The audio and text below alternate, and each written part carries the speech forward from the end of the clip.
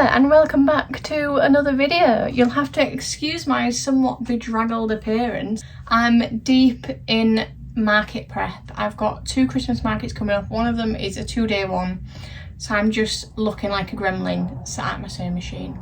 But I thought we would do a little video, and I've done this kind of video before, but I thought I would do it a bit different this time. We're going to do some real-time sewing. So I'm going to sew this little bee guy. And he's going to go in this super cute frame. So I'm going to sew, I'm just using calico, and I'm not going to edit the video down, so everything you see is happening in real time. I'm guesstimating he's going to take me about 15 minutes, maybe less, maybe more. But yeah, I'll film the whole thing, and I'll also talk a bit about what I'm doing.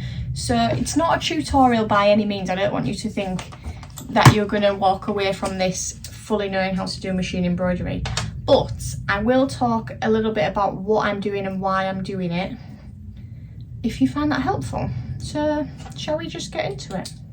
So right now I'm just rethreading the bobbin. My machine does this kind of weird thing where if you don't rethread the bobbin for every single new piece that you start, it just messes up the tension. It just does not like it. So I always rethread the bobbin.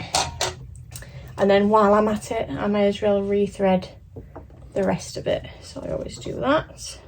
Chop the blunt ends off the thread so I can get them through the needle. Right, there we go. I've got paper with the design on, and I've got calico. All I do is put that on top of there and sew it. Some people like to use a hoop, but this is a decent heavyweight fabric, so it doesn't really pucker up under the machine. And I found that the paper does actually help to stabilise it, and doesn't need any more than that. So that's what I do. So without further ado, let's get into it. I always put the needle down where I want to start first, and then I will put my foot down. And I'm ready to go. So all I'm doing, I hope you can hear me, is I'm just following the lines. Then after I've done a little bit, I'll just pull that first thread out, and I might even just trim it off. Just so as we're going back and forth, we're not running over it all the time, because then it's just going to be a bit of a nightmare to sort of like untangle when we trim the threads at the end. I like to start on an easy bit if possible, like something simple. So here the bee is sat on just a little bit of foliage. So I'm doing foliage first because that's easy. It doesn't have to be exact because it's foliage. So I go over the lines twice. So I'll go around and then I'll retrace my steps to go back the way I came. And I just find that having a double thickness line just looks so much better. Right, I'm coming up to the main guy now. Also, I'll have a check. You won't be able to see that really. That the stitching looks okay and that the tension looks okay, which it does. Yes, I'm coming back up to doing the bee now. So I'm just going to go straight into it from here. Just following the lines around. So this can get tricky now where you need to start coming back on yourself, because you might forget like which bit you've just done or where you've just been. So it's whatever works for you, but I'm going around the outside of the bee now, but then wherever there's a line like going up, this makes sense,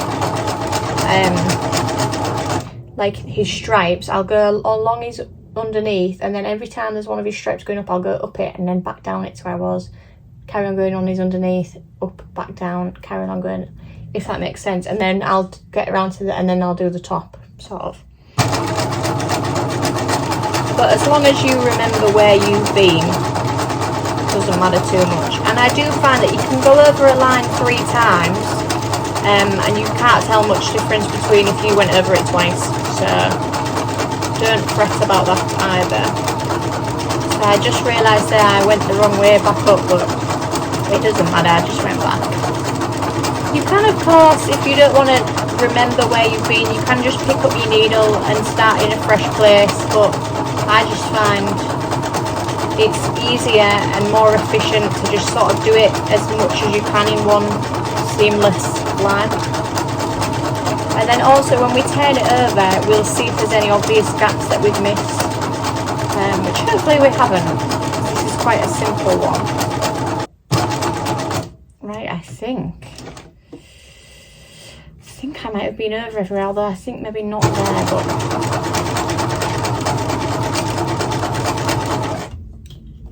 let's turn it over and see. So that's actually not taken long at all. Oh, so cute. So no, I've not actually missed anywhere. I just need to actually maybe go over some of the foliage, because right now it's just a blob. So yeah, I think I'll fill in some detail on there. But the bee itself is looking cute. These scissors, by the way, are the best for this. I just got these from a garden centre. People use them for like deadheading plants and stuff. Yeah, super sharp. Right, let's fill in some of that foliage. I'm just going to do some wiggly lines. I'm not going to think too deeply about it. Not have enough thread.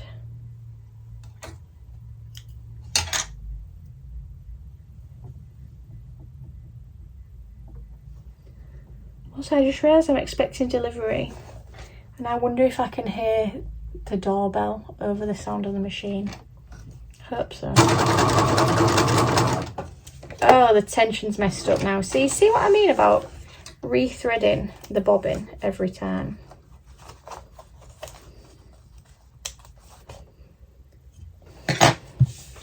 So I'm just going to do that. So I'll edit that part out because we've already seen that. Right, we're rethreaded. I'm going to go over the bit that I just did. I only made like a tiny U shape. But yeah, I'll go over that part. And to be honest, I think because of the shape of the frame, I think a lot of this is actually going to be out of the aperture. So I don't think it matters too much anyway. But just so it looks a little bit more natural.